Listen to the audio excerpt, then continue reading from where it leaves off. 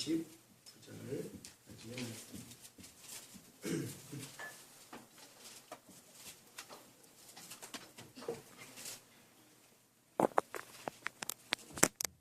제가 받도록 공독해 드리도록 하겠습니다.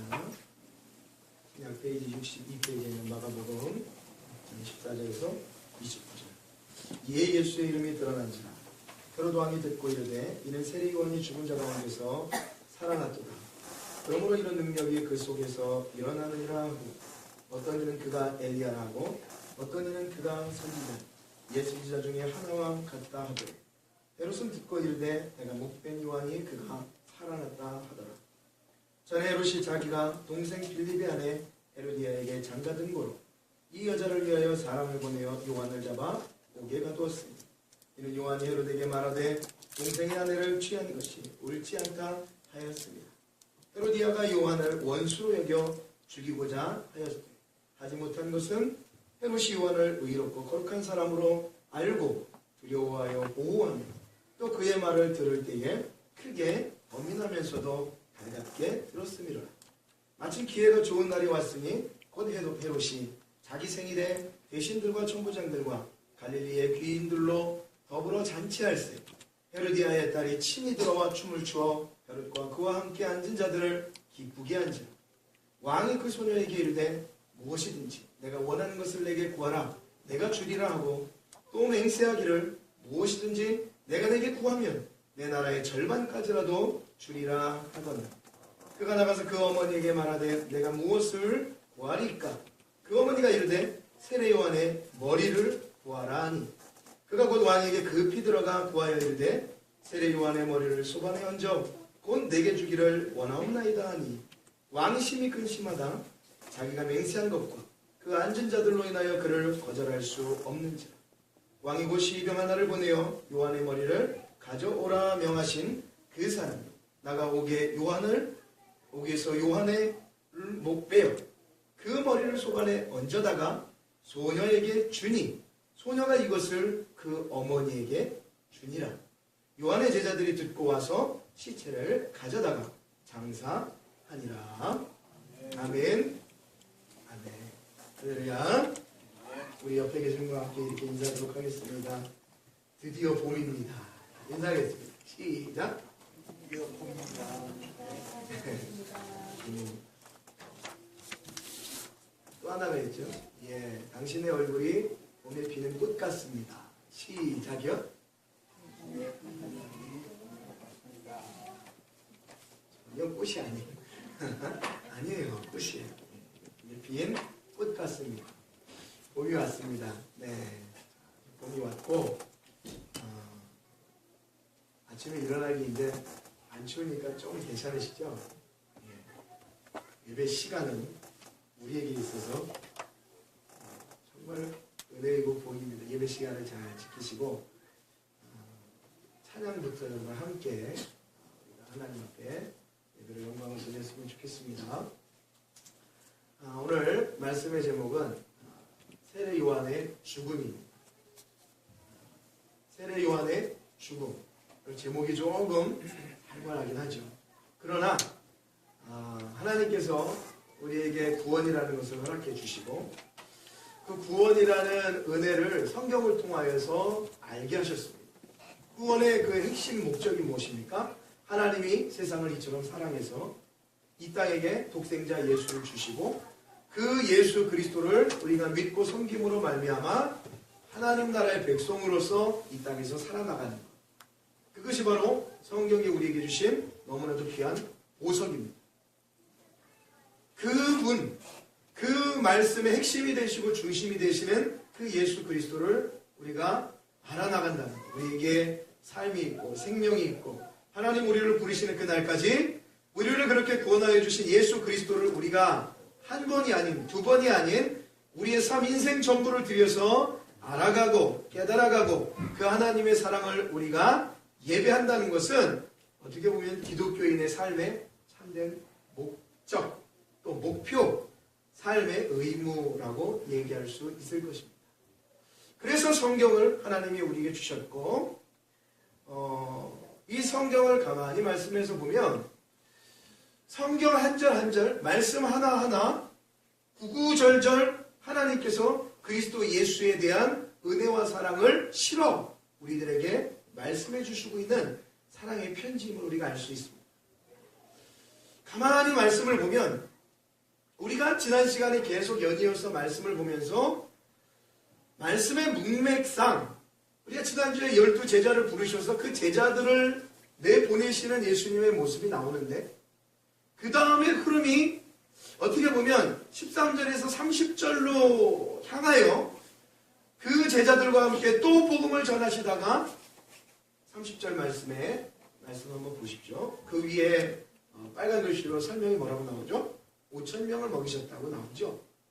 문맥상 예수님이 제자들을 데리고 복음을 전하시다가 또 제자들을 파송시키고 이렇게 사역을 감당하다가 또 그들에게 모인 또 우리 예수님에게 모인 사람들을 향하여 이 오병이어라는 기적 물고기 2마리와 떡 5개를 통하여서 그들 말씀 듣는 그들의 배를 채워주시는 그런 모습 어떻게 보면 문맥상 참 이게 아주 유연하게 맞을 것 같다는 생각이 들어요. 근데 제가 처음에 말씀드렸던 것처럼 여러분 요한복음 21장 말미에 보시면 이런 말씀이 있거든요. 예수께서 하신 기록, 그러니까 하신 일들, 하신 행적들 이런 것들을 다 책으로 만약에 기록한다면 그 기록한 책을 이 세상에 둘 수 없을 정도로 하신 일이 참 많다라고 고백을 하고 있거든요. 그런데 그 많은 내용 중에 이 성경에 담은 이 66권의 내용들이 제일 중요하고 소중하기 때문에 하나님이 이 말씀을 통해서 우리에게 주신 거란 말입니다. 그런데 문맥상을 보면 이 말씀은 조금 안 들어가도 괜찮을 만한 말씀입니다. 복음을 전하고 제자들을 파송하고 5,000명을 먹이시고 온 자들에게 하나님의 말씀을 증거하고 괜찮죠, 문맥이. 그런데 13절 제자들을 보내시고 제자들이 기름을 발라 사람들을 고치고 또 그리스도를 전하고 까지는 좋은데 갑자기 14절 오늘 본문 말씀을 통해서 세례 요한의 죽음이 등장을 한다는 거예요. 왜 그럴까? 왜 세례 요한의 죽음이 갑자기 여기서 등장을 하고 세례 요한에 대한 이야기가 여기서 그렇게 필요치 않을 것 같은데도 불구하고 나왔을까? 그렇죠. 제가 다시 한번 말씀드리지만 구구절절의 모든 말씀이 하나님이 필요하기 때문에 하나님의 백성들에게 준 것이고 그 주신 말씀의 핵심 요지와 맥락은 바로 주 예수 그리스도를 우리가 알고 믿는 것입니다. 아멘이시죠? 그러니까 우리의 평생에 우리가 해야 할 일은 예수 그리스도를 알아가는 겁니다. 그분을 배워가는 겁니다. 그분의 발자취를 따라가는 거죠. 왜요? 주님 말씀하신 것처럼 그분이 우리의 유일한 길이고 진리고 생명이기 때문에 그렇습니다. 자, 그런 의미에서 문맥을 잠깐 왜 여기에 세례 요한의 죽음이 오늘 본문을 통해서 등장했을까를 한번 잠깐 말씀을 드려드리고 이 길을 좀 잡아드리고 본문 내용이 어떤 내용인지를 말씀을 드려드리겠습니다. 여러분 그 마가복음 6장을 한 장 넘기시면 제 거는 넘겨야 되는데 여러분 거는 6장 1절부터 한번 보십시오.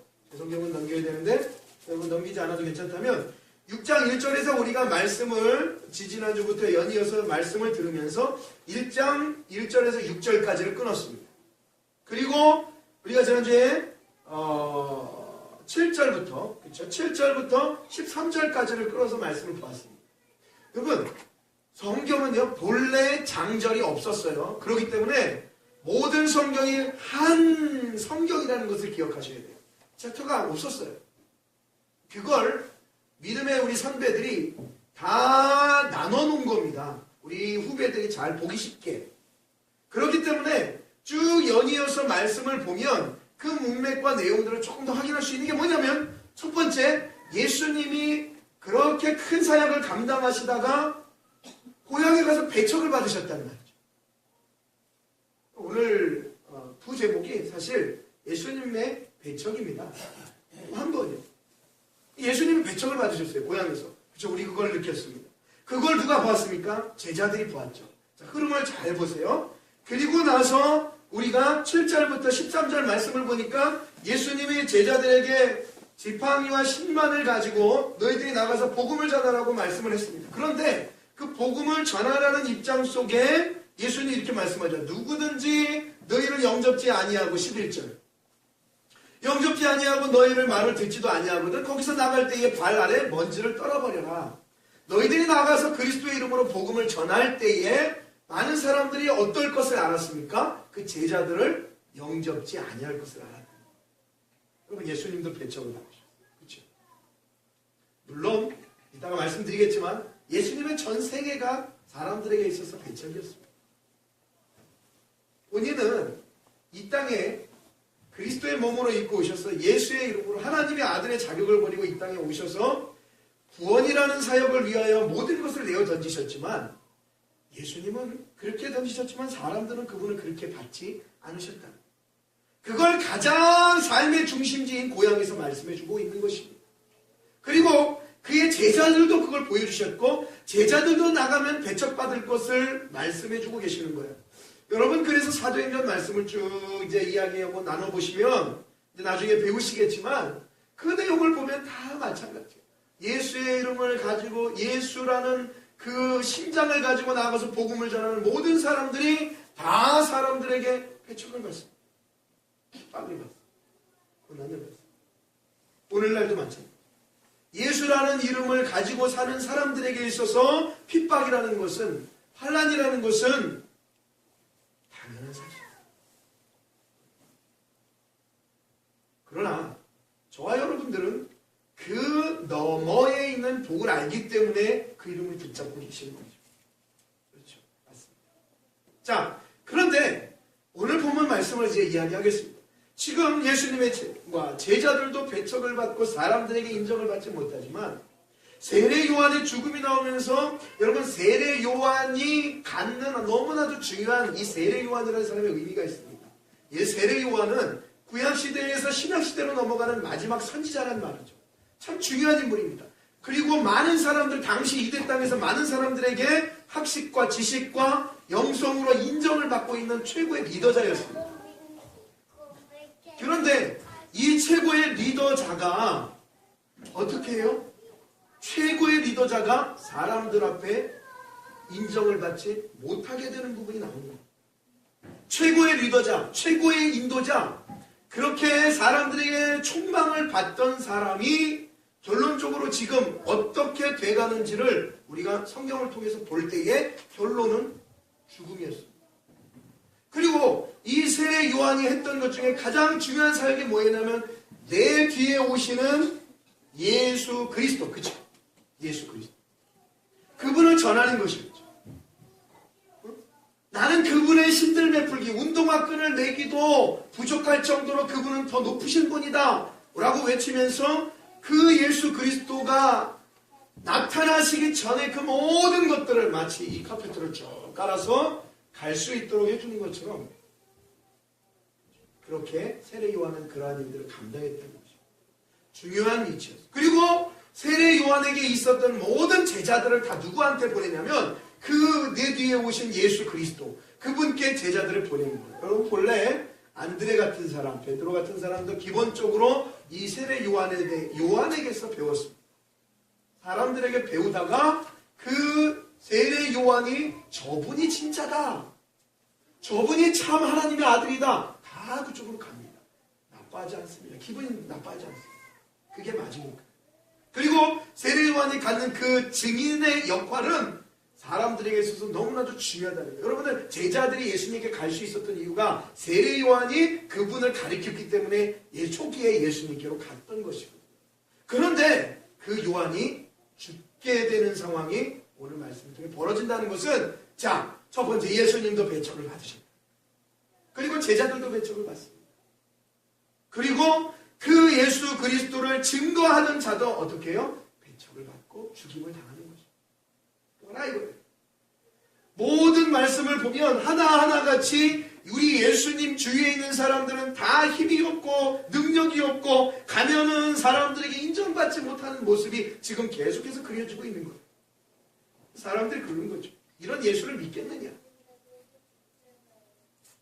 우리 이 땅에 살면서 하나님의 사람들이라면 모두가 다 승승장구하면서 살 수 있는 그러한 은혜가 주어지면 내가 예수를 믿겠는데, 그렇지 않은 상황 속에서 그 예수 믿는 것 때문에 생명을 버려야 하고, 예수 믿는 것 때문에 자기의 속에 있는 마음들을 다스려야 하고, 또 어떤 것을 피해봐야 하고 하는 모든 것들을 보면서 그래도 예수 믿겠느냐?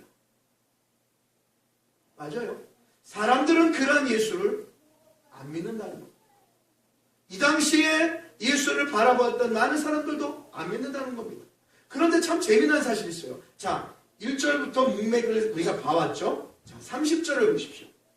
마가복음 우리가 1장 14절에서 29절까지 요한의 얘기가 나오고, 그러니까 요한의 배척이 나오죠. 요한의 죽음이 나옵니다. 그런데 30절을 보십시오. 아까 말씀드린 대로 그 위에 빨간 글씨 뭐라고?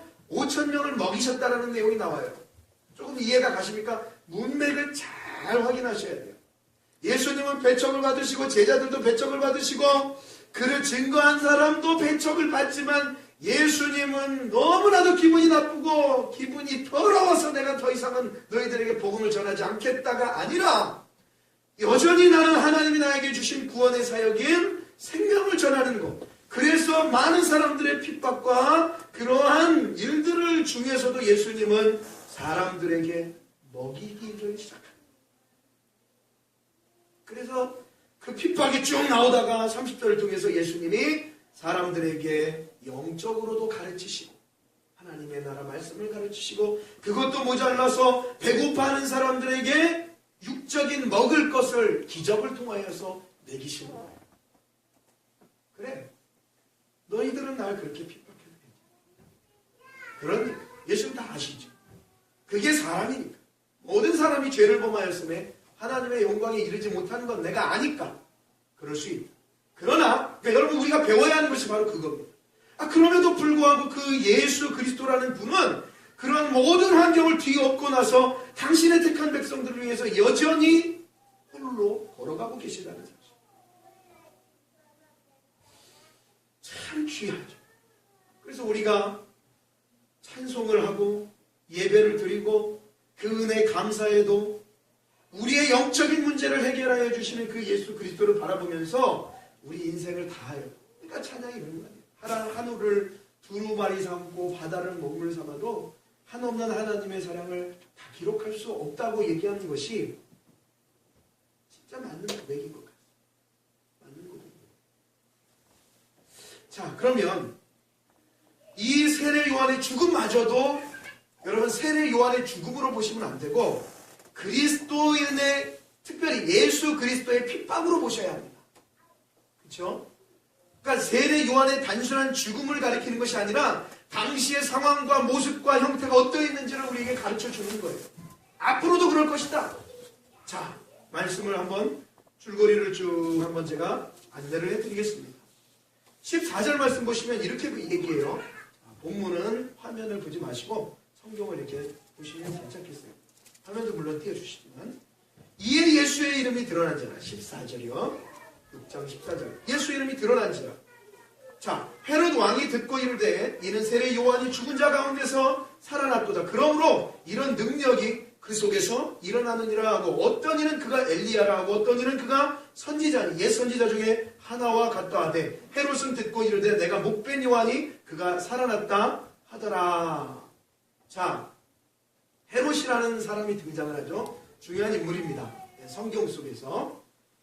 간단히 여기서 헤롯이라는 사람의 이야기를 소개하면 여러분 이야기도 잘 알고 있어야 돼요. 성경을 역사적으로도 우리가 간파할 수 있을 필요가 분명히 있는 것은, 왜냐? 성경은 그냥 갑자기 하늘에서 뚝 떨어진 책이 아니라는 겁니다. 어떤 소설가에 의해서 만들어진 책이 아니라는 것이죠. 지금 여기에 나오는 헤롯은 여러분이 듣기 생소한 이름이겠지만 헤롯 안티파스라는 사람입니다. 여러분 기억하세요? 예수님이 이 땅에 오셨을 때에 동방박사가 오죠. 그리고 그 사람이 헤롯에게 가서 그러죠. 여기 이 땅에 왕이 났다. 우리도 그 왕을 경배하러 왔다. 그러니까 헤롯이 어머, 무슨 일이야? 내가 왕인데. 야, 그 예수 그리스도의 자리를 태어난 것을 발견하면 나에게도 알려주라. 나도 가서 절하게. 뻥치고 있네. 그때의 그 헤롯은 헤롯 대왕이라고 이야기해요. 그러니까 지금 오늘 본문에 나오는 헤롯이 아니라는 거죠. 자, 그때의 왕은 이 본문에 나오는 헤롯의 아버지인 헤롯 대왕입니다. 그리고 그 헤롯 대왕 이후에 이 헤롯 안티파스가 나와서 지금 예수님 시대를 정치하고 있는 거예요. 그러니까 헤롯 대왕 때에는 이스라엘 전체를 다스렸습니다. 그리고 오늘 이 본문에 나오는 헤롯은 예수님이 거니셨던 갈릴리 지역과 베레아 지역이라는 곳의 분봉왕이었어요. 분봉왕.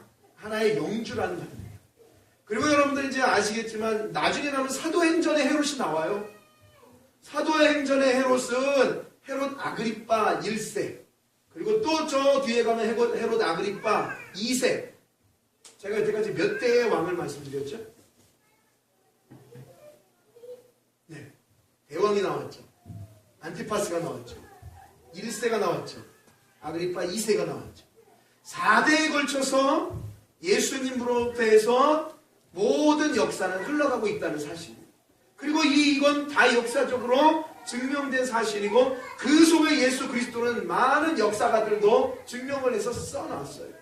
그 역사가 요셉이라는 사람, 이 요세푸스라는 사람도 마찬가지로 그의 역사 중에 예수 그리스도를 다루고 있다는 말입니다. 성경은 거짓이 아니에요.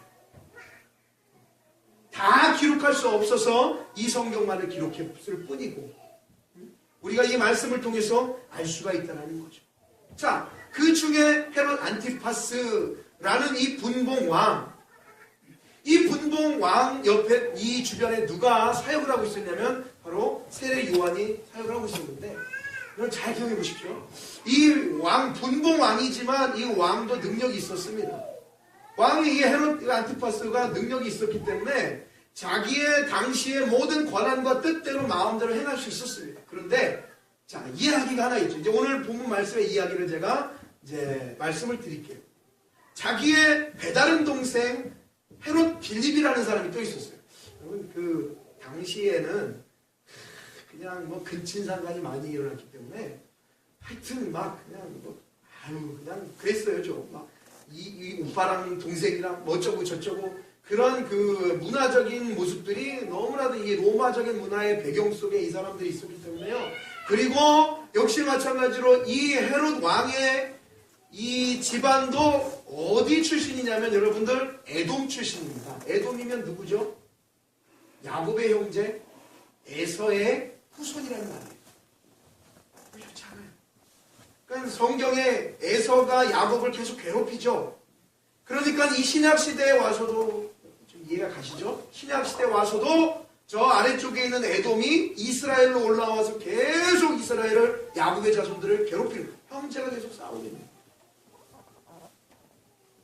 세례 요한이 딱 봤어요. 딱 보니까 이 헤롯 안티파스가 자기 배다른 동생 헤롯 빌립이라는 사람의 아내를 딱 보고 너무나도 예쁘고 아름다우니까 그 아내를 취합니다.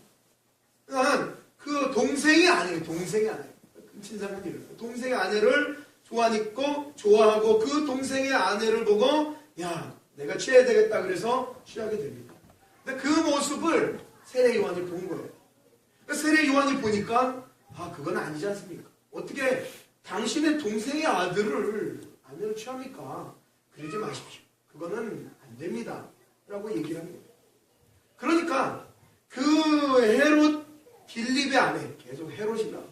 안티파스 빌립 나오니까 좀 이름이 헷갈리죠. 그러니까 헤롯 안티파스가 헤롯 빌립의 동생의 아내를 뺏으려고 하는데 요한이 말리니까 그런데 그 헤롯 빌립의 아내가 헤로디아라는 사람인데 이 헤로디아도 헤롯 안티파스를 좋아하는 거예요. 이해가 가시죠? 그러니까 이 헤로디아가 세례 요한을 말리는 세례 요한을 어떻게 받겠습니까? 저게 내가 지금 헤롯 안티파스한테 가야 되는데 저것 때문에 내가 못 가네 막 이러고 있었다는 겁니다. 기분이 상해 있었다는 거죠. 때마침 헤롯 안티파스의 헤로디아를 빌립의 아내를 얻고자 싶은 이 형 헤롯 안티파스의 생일이 됐습니다. 생일이 됐는데 그 생일 때 헤로디아의, 그러니까 빌립의 딸이죠. 헤로디아의 딸인 이 딸이 헤롯 안티파스의 이 생일날 앞에 나와가지고 춤을 추기 시작해요. 영화에 보시면 춤 나오죠. 이렇게 예쁜 옛날 이 뭐 가리고 이렇게 춤추는 거 나오죠. 그러니까 헤롯 안티파스가 그렇게 이야기하는 겁니다. 야, 우리 이제 앞으로 내 딸이 될 거 아니에요. 내 딸이 아주 그냥 정말 춤 잘 추는구나. 야, 너 소원 있으면 얘기해봐라. 이렇게 얘기하는 거예요. 그러면 내가 나라의 절반까지도 주겠다. 굉장한 거죠. 그만큼 자기 이복 동생의 부인을 좋아했나 봐요. 그래도 나라의 절반까지도 주겠다. 어머, 그러세요? 춤을 열심히 췄어요. 그리고 나서 이 딸이 엄마한테 가서 얘기를 하는 거예요. 엄마! 헤롯 안티파스 분봉 왕께서 나에게 소원을 하나를 말하래요. 무슨 소원을 말할까요? 헤로디아가 얘기하는 거죠. 우리를 안티파스에게로 가지 못하게 하는 저 세례 요한이라는 사람의 목을 베어서 소반에 담아다가 너한테 달라고 얘기해. 오늘 이제 막 쇼가 일어나고 있는 거죠. 네, 쇼가 일어나고 있는 거예요. 계속. 그렇게 돼서 헤로디아가, 이 헤로디아의 딸인, 그 딸의 이름이 살로메라는 이름인데, 이 살로메, 이 헤로디아의 딸 살로메가 와가지고 얘기하는 겁니다. 안티파스요, 분봉 아니시여, 소원이 있습니다. 그게 뭐하냐면 세례 요한을 소발에 담아, 머리를 소발에 담아다가 저에게 주십시오. 그게 소원입니다. 그런데 오늘 본문 말씀에 보니까 여러분 20절 말씀을 한번 보십시오. 뭐라고 얘기하냐면 헤롯이 요한을 의롭고 거룩한 사람으로 알고 두려워하여 보호하며, 보셨죠? 이 세례 요한의 위치를 보셨죠? 또 그의 말을 들을 때 크게 번민을 하면서도 달갑게 들었다는 얘기예요. 세례 요한의 위치였단 말입니다. 그런데 자기가 내뱉은, 그러니까 이 시대에는요 그런 게 참 있어요. 한번 하겠다라고 내뱉으면 그것이 맹세가 되어지고 그건 해야 되는 겁니다. 헤로디아의 딸 살로메가 세례 요한의 목을 주세요. 그래, 어쩔 수 없구나 하고선 자기 쫄병을 시켜서 가서 지금 옥에 있는 세례 요한의 목을 베어 가져와라. 그래서 여러분들 세례 요한이 목이 잘려 죽게 됩니다. 헤롯 안티파스가 명령을 어겨서 세례 요한이 죽게 됩니다. 자, 이 내용을 확인해 봤어요. 지금까지의 내용이 여러분 29절까지의 말씀입니다. 그리고 그 목베인 세례 요한을 제자들이 데려다가 장사를 합니다.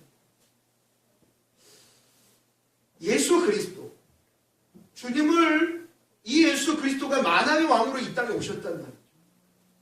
도저히 일어나지 말아야 될 일입니다. 그렇지 않겠어요?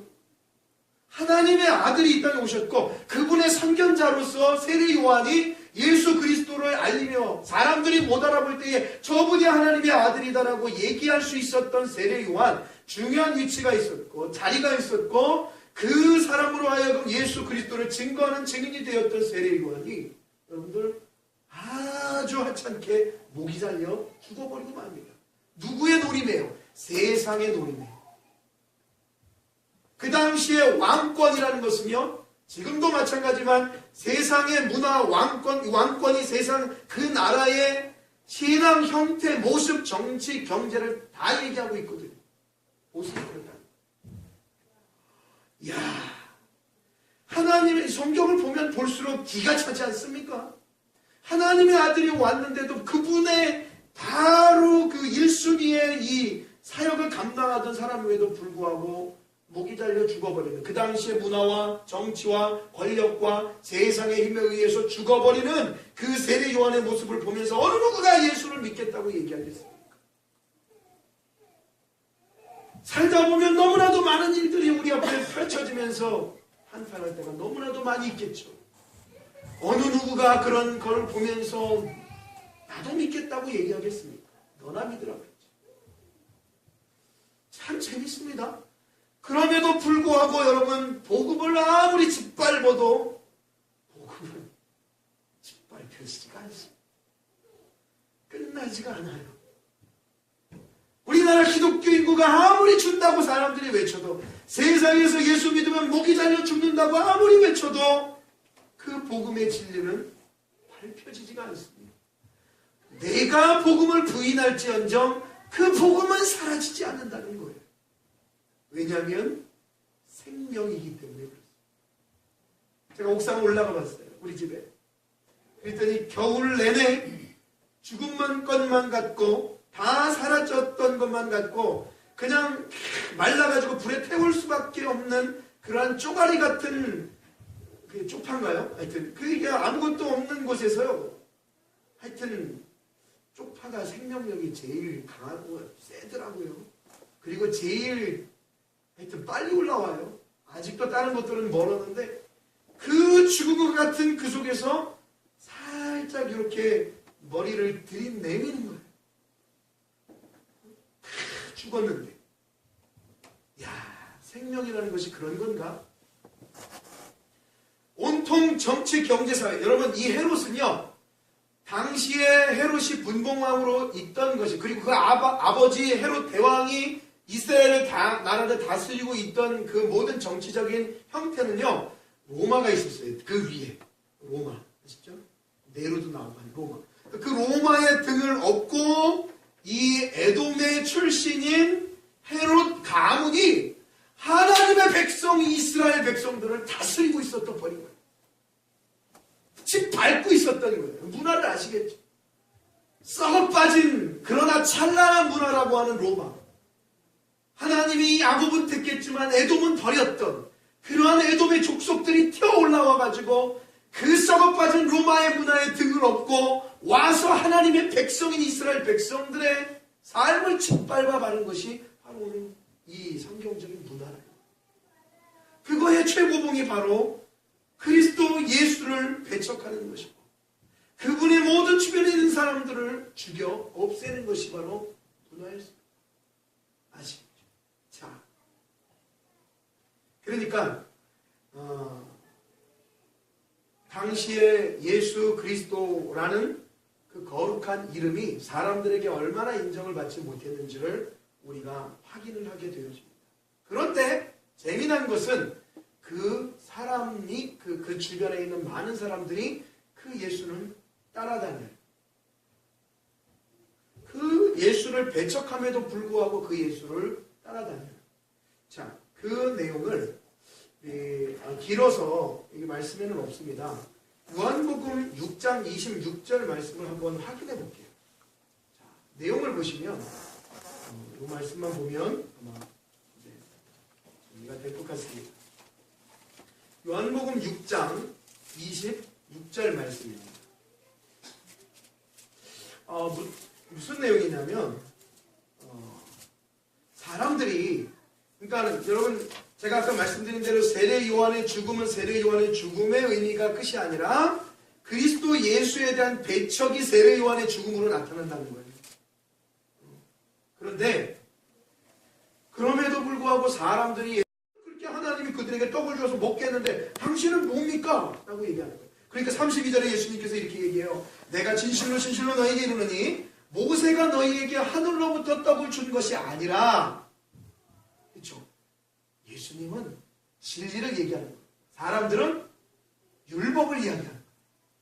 예수님은 그러는 거예요. 야, 모세가 너희에게 하늘로부터 떡을 준 것이 아니고 내 아버지께서 너희에게 하늘로부터 참떡을 주시나니 하나님의 떡은 하늘에서 내려 세상에 생명을 주는 것이라 라고 이야기를 해주십니다. 그들이 잘못 믿고 있는 구약의 율법, 자기들이 우상으로 섬기고 있는 모세, 아브라함이라는 이러한 육적인 개념을 예수님이 깨어버리는 겁니다. 이 얘기는 무슨 얘기냐? 우리도 육신적으로 기독교인이요 믿는 사람이요 하나님의 사람들이라고만 말하고 이야기하는 것이 아니라 우리의 영이 어떤가? 우리의 심령이 하나님의 사람인가를 예수님이 우리에게, 저에게, 여러분에게 책망하고 계신 겁니다. 그러니까 34절에 이렇게 얘기하죠. 어리석은 사람, 어리석은 우리가 이렇게 얘기하죠. 그들이 이르되 주여 이 떡을 항상 우리에게 주셔서 그러면 엄청나게 잘 믿을 테니까 줘보세요. 내 자식 서울대만 입학시켜주면 내가 하나님 잘 믿을게요. 같은 얘기. 35절에 여러분 오해하지 마십시오. 저에게도 치는 것이고 성도님들에게도 말씀이 그대로 우리에게 가르치는 대로 저는 함께 나가고자 합니다. 정말 주님의 사람들이라면 우리가 그 말씀이 우리를 다스리도록 35절에 이렇게 예수님께서 말씀하세요. 나는 생명의 떡이니 내게 오는 자는 결코 줄이지 아니할 터이요 나를 믿는 자는 영원히 목마르지 아니하리라 하면서 배척하시는 예수님 자신을 사람들에게 이야기합니다. 너네들은 그렇게 먹을 것 물질로 내게 다가오지만 아니다 이거예요. 나 아까 말씀드린 그 말씀대로 우리 29절 말씀대로 나를 믿는 것이 진짜 일이다. 내가 왜냐하면 생명의 떡이기 때문에 그렇다. 36절 그러나 내가 너희에게 이르기를 자 보세요. 예수님 아시죠? 너희는 나를 보고도 믿지 아니하는도다 하였느니라. 그렇게 신앙과 믿음을 갖는 것은 쉬운 일이 아니라는 것입니다. 37절 아버지께서 내게 주시는 자는 다 내게로 올 것이요 내게 오는 자는 내가 결코 내쫓지 아니하리라. 내가 하늘에서 내려온 것은 내 뜻을 행하려 함이 아니요 나를 보내신 이의 뜻을 행하려 함이라. 나를 보내신 이의 뜻은 내게 주신 자 중에 내가 하나도 잃어버리지 아니하고 마지막 날에 다시 살리는 이것입니다. 지금 예수님이 이 땅에 오신 목적을 너무나도 분명하게 우리에게 말씀해주고 있습니다. 우리 계신 성도님들이 사실 날이 70년, 80년 세월이 손살같이 달려간다고 하는 이 시대 속에서 여러분 주님은 영적으로 그 다음 일을 말씀하는데 사람들은 70년, 80년의 세월에 목숨을 걸고 우리에게 떡을 달라고 이야기하는 거죠.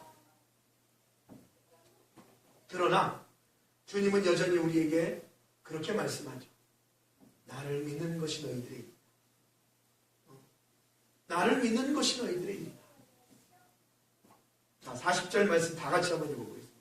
시작! 내 아버지의 뜻은 아들을 보고 믿는 자마다 영생을 얻는 이것이니 마지막 날에 내가 이를 다시 살리리라 하시니라. 아멘. 마태복음 11장 18절 말씀 화면에 한번 띄워보십시오. 있습니다. 여기서 이렇게 말씀하세요. 자, 뭐라고 말씀하냐면 요한이 와서 먹지도 않고 마시지도 아니하며 그들이 말하기를 귀신이 들렸다니. 여러분 요한을 사람들이 욕해요. 그렇죠? 귀신 들렸다고 욕해요. 그러면 예수는 욕하지 말아야 돼요. 요한의 반대로 하니까. 근데 19절에 이렇게 얘기해요. 인자는 와서 먹고 마시며 말하기를 보라. 먹기를 탐하고 포도주를 즐기는 사람이요 세리와 죄인의 친구로다.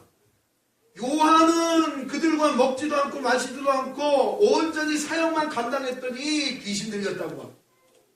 예수는 그 세리들 사이에 들어가서 죄인들 사이에 들어가서 그들과 함께 먹고 마시면서 하나님 나라를 증거하였더니 그 예수님은 어떻게 해요? 사람들이 또 죄인이랑 같이 어울린다고 그 예수님을 인정치 아니하는 거예요. 여러분 진리는 사람들이 인정해 주는 게 아닙니다. 진리는 사람들이 와서 맞아 그거야 라고 인정해 주는 것이 진리가 아닙니다. 왜죠? 진리가 진리려면 사람들이 인정하지 않아도 진리가 그대로 서 있어야 진리입니다. 여러분 성경을 보면서 여러분들 하나님을 찾으십니까? 성경에는 하나님이 안 계십니다. 왠지 아세요? 성경에서 하나님이 계신가를 찾으려고 하려고 성경을 본다면 아무리 성경에 하나님은 계시지 않아요. 성경은 그렇게 말씀하지 않아요. 왜냐하면 성경 자체가 하나님이기 때문에 그렇습니다. 그러니까 성경은 하나님이 계시지 거봐.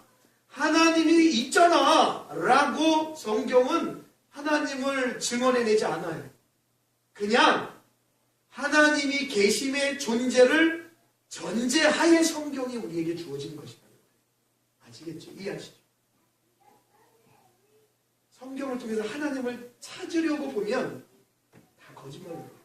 그런데 하나님 하나님이 이 땅을 창조하신 창조주의 전제하에 말씀을 보면 여러분, 하나님은 어떤 말씀 한 구절 한 구절 속에서도 살아 숨쉬고 있다. 오늘 본문 말씀을 여러분 생각하시면서 세례 요한의 죽음이 나중에는 어디까지 가죠, 여러분들? 헤롯이라는 이 헤롯, 로마의 권력을 받은 헤롯이 세례 요한을 죽이죠. 나중에 가면 로마의 권력을 받은 누가 예수를 죽여요? 빌라도가 예수를 죽이죠. 그 위에 많은 사람들이 예수를 죽이죠. 이 세례 요한의 죽음은 세례 요한의 죽음으로 끝나지 않아요. 그래서 여러분들이 성경을 크게 보시면 앞으로 그리스도 예수께서 우리를 위하여 당하실 모든 사람들에게 있어서의 고통과 고난을 이 세례 요한의 죽음으로 표현하고 있는 겁니다. 그러니까 뭐예요? 예수님, 세례 요한의 죽음을 보면서 예수님 큰일 나셨군요. 예수님이 앞으로의 길이 속된 말로 싹수가 훤하시네요. 왜요? 죽으러 가셔야 하니까. 근데 예수님은 그 길을 아시면서 어떻게 한다고요? 가신다고요. 그래도 내 백성들을 향하여 먹을 것을 주신다고요. 그러니까 그렇게 배척을 당하는 중에 오병이어의 기적을 확 예수님께서 보여주시는 거예요. 너희들 나 그렇게 해봐라. 그러나 나는 내 백성, 내가 내 자녀들을 위하여서 다 내어줄 것이다라는 것을 여러분들 그 이후에 물고기 2마리와 떡 5개로 5,000명 이하, 남자만 5,000명 이하 수많은 사람들을 먹이시는 예수님의 능력을 보여주시는 겁니다. 오늘 사랑하는 우리 성도님들 이 말씀을 기억하시면서 그렇구나. 여러분들 그렇다고 그러면은 그냥 신앙생활하고 그냥 사는 게만 합니까? 어떤 분은 또 그러죠. 그러면 주님께 인생에 대한 기도도 못합니까? 알지도 못한 하라는 거죠. 기도하는 거죠. 여러분이 기도라는 개념만 잘 하시면 된다는 거예요. 기도라는 개념이 하나님 내가 이렇게 하면 하나님 해주십시오의 개념이 아니고 기도라는 자체는 당신은 강하고 나는 약하니까 내 인생을 당신께 위탁합니다 라는 게 기도라는 거예요. 아시겠죠? 뭐 해주세요. 그것이 아니고 그 모든 말을 총망라하여 당신은 왕이시고 위대하시고 강하시고 나는 아무것도 아닙니다를 행위적으로 표현하는 게 기도란 말이에요. 뭘 말을 유창하게 하는 것이 기도가 아니란 말이에요. 그냥 숙이고 눈물만 흘려도 그것은 기도란 말이에요. 그 마음이 어떠면 하나님은 왕이시고 내 인생의 주인이시고 근데 나의 꼴을 보니까 아무것도 아닌 거예요. 병으로, 물질로, 관계로 너무나도 힘들어 보이는 것이 내 인생의 전부입니다. 약하고 부족합니다. 그리고 하나님 앞에 아뢰는 것이 기도라는 거예요. 그렇게 하나님 앞에 아뢰고 여러분의 기도를 딱 하나님 앞에 마무리하고 하나님의 살아계심을 믿는다면 그 기도의 이후의 삶이 더욱 하나님의 사람으로서의 나아지는 삶이 있어요. 그래서 한 두 구절만 보고 마치죠. 우리 사무엘상 1장 15절 8절 말씀 한번 보여주세요. 그렇게 왕 되신 하나님 앞에 오늘 본문 말씀에 나오는 수많은 잘못 아는 떡 주세요 예수님, 그럼 그 떡 주세요. 그 떡 먹으면 내가 잘 믿어볼게요 라고 하는 사람과 틀린 기도가 우리 구약의 한나라는 여인을 통해서 나오죠. 15절부터 한번 제가 쭉 읽어드릴게요. 한번 보세요. 한나가 대답하여 이르되 내 주여 그렇지 아니하나이다. 나는 마음이 슬픈 여자라. 포도주나 독주를 마시는 것이 아니오 여호와 앞에 내 심정을 통하는 것뿐이오니. 그렇죠. 여러분 통하는 것. 주님 앞에 내려놓는 거예요. 주님 앞에 기도하는 겁니다. 당신의 여정이 악한 여자로 여기지 마옵소서. 내가 지금까지 말한 것은 나의 원통함과 격분됨이 많기 때문이다 하는지라. 여러분들이 화나고 여러분들이 마음이 쓰라리고 애리고 근심 걱정이 있다면 그거 나와서 해결받으려고 말고 나 약하고 하나님 강합니다 고백으로 나와요. 엘리가 대답하여 이르되 평안히 가라. 이스라엘 하나님이 내가 기도하여 구하는 것을 허락하시기를 원하노라 하니 이렇게 얘기합니다. 이르되 당신의 여종이 당신의 은혜에 있기를 원합니다 하고 가서 먹고 얼굴에 다시는 근심빛이 없더라 하고 얘기합니다. 아하, 하나님을 의지한다는 것이 바로 이것입니다. 딱 마지막 한 절만 보고 마치겠습니다. 다니엘 3장 17, 18절. 왕여 우리가 섬기는 하나님이 계시다면 우리를 맹렬히 타는 풀무불 가운데 능히 건져내시고 왕의 손에서 건져내리시이다.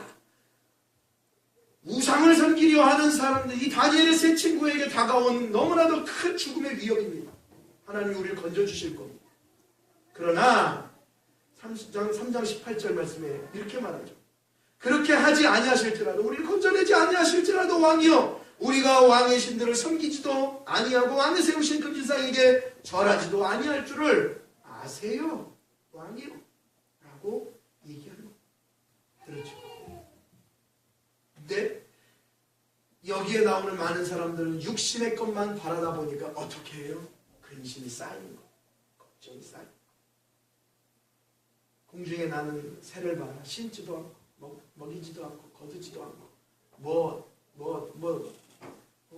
장사도 안 하고 뭐도 안 하고 그런데 하나님께서 다 먹이신다 라는 개념, 그러면 일 안 하면 되겠네 라는 개념이 아니라는 것은 아실 것이고, 하나님의 백성들을 향한 하나님의 눈은 절대 떠나지 않는다는 그 확신과 믿음, 그것이 우리를 오늘 하여금 이러한 험난한 세상 문화 속에 살게 할 수 있는 능력이라는, 힘이라는. 사랑하는 우리 은문교회 성도님들, 이 귀한 이 예배 가운데의 말씀을 함께 나눈 성도님, 세상에 있는 문화와 세상에 있는 정치와 사람들과 형태, 모든 모습들을 바라보면 그때나 지금이나 변함없습니다. 지금이라고 그때라고 예수 핍박 없습니까? 다른 형태로 많이 있죠. 그러나 오늘 예수님께서 방금 요한복음을 통해서 말씀하신 것처럼 예수 믿는 것에 대해서 여러분의 심장으로 전문가가 되신다면, 그 어떤 전문가보다 예수 믿는 것에 대한 여러분이 전문가, 하루하루를 지나면서도 그 첫사랑을 잃지 않는 전문가, 진짜 하나님을 사랑하는 그 모습으로 살아간다면 여러분, 주님이 하나님이 우리에게 주시는 그 은혜와 복을 만배나 누릴 수 있는 영적인 은혜를 깨닫는 자가 된다는 사실. 이 한 주도 그 캐리그마, 그 복음, 그 능력을 붙잡고, 그러니까는 그거죠. 영의 생각은 생명과 평안, 육의 생각은 사망이다.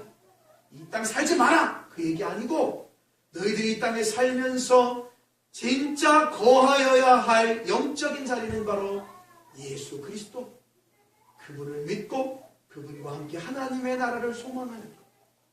온전히 우리 성도님들이 그런 능력과 은혜로 주어진 환경 속에서도 주님이 주시는 힘과 능력으로 한 주를 넉넉히 싸워 하나님의 용사, 분사, 주의 백성으로 성에 부족함이 없는 복되고 귀한 한 주 되기를 주님의 이름으로 부탁을 드리겠습니다. 우리 한번 다 같이 일어나셔서